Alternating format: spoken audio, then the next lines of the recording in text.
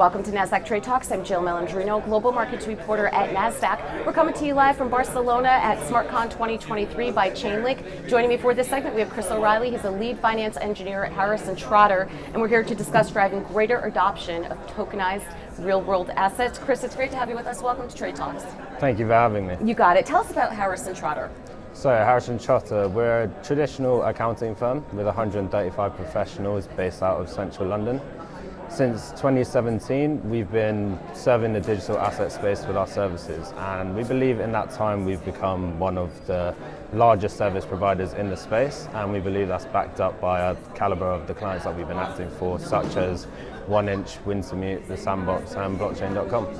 It's interesting, when I first saw the name Harris Trotter, I'm like, are these attorneys kind of speaking about the regulation space? So it's interesting to hear an established company has moved into the Web3 space. And you recently announced you're providing third-party attestations to Chainlink Proof of Reserve. How do you see that benefiting the greater Web3 space, and what use cases do you think it's going to unlock?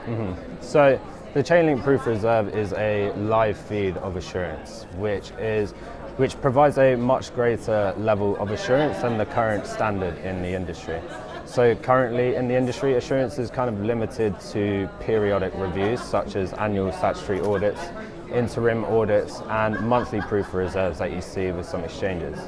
So the live proof of reserves directly solves that problem, and it's going to be that unlocks many use cases in the near future, such as the one right now is a new standard for stablecoins. So stablecoins will become more transparent and open, and it will give stakeholders and users of these stablecoins the confidence that they are sufficiently collateralized.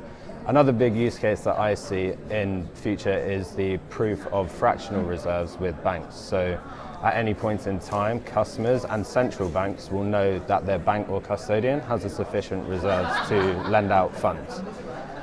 In truth, the possibilities are pretty much endless, and I think as long as this new standard of assurance is adopted amongst the industry, then I see them prevalent in the market in the near future. So how do you see your work helping to drive greater adoption when it comes to tokenization of real-world assets? So as I've said, this live proof of reserve provides that much greater level of assurance, right? So that's going to give these prospective market entrants the peace of mind and the security that they need to invest in these new tokenized real-world assets. What it also is going to do is it's going to ensure that these asset issuers have sufficient procedures in place. So that will be the likes of your risk management procedures, governance, and again, the sufficient collateralization of assets. So I think it's going to be that greater level of assurance that is given to the community that will drive this tokenization of real-world assets and the adoption of them. What's next for Harris Trotter?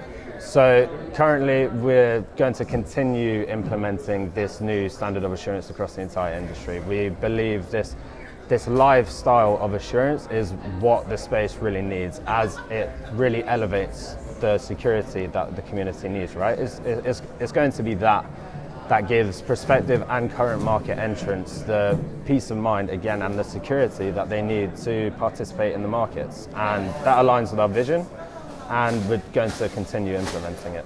Any first impressions of SmartCon? What are some of the key themes that you've recognized, at the start of this conference? Yeah, the turnout has been incredible. It really has. And I've already been able to speak to some really incredible individuals and organizations. I think what I'm really looking forward to is Sergey Nazarov's and Eric Schmidt's talk later. Yep. And then also I have the opportunity to participate in a panel tomorrow at 1:40 p.m. Barcelona time, which is on stablecoins and the role of auditing, and I'm really looking forward to that. All right, thank you so much, Chris, Thank for you. joining us on Trade Talks, and thanks for joining me from Barcelona. I'm Jill Malandrino, Global Markets Reporter at Nasdaq.